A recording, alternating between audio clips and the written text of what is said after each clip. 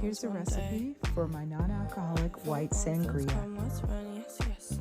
Begin by chopping fruit of your choice.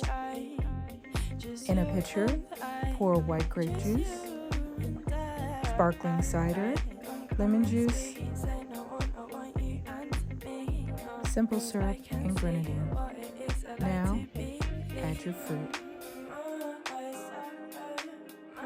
You could add cherries, strawberries, peaches. I like to add plums, blackberries, cherries, and any type of fruit you like you can add to this mixture.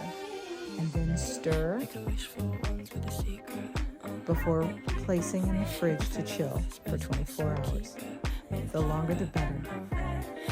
Then you wait, and when it's time, you take out the mixture, pour it into a glass, and taste.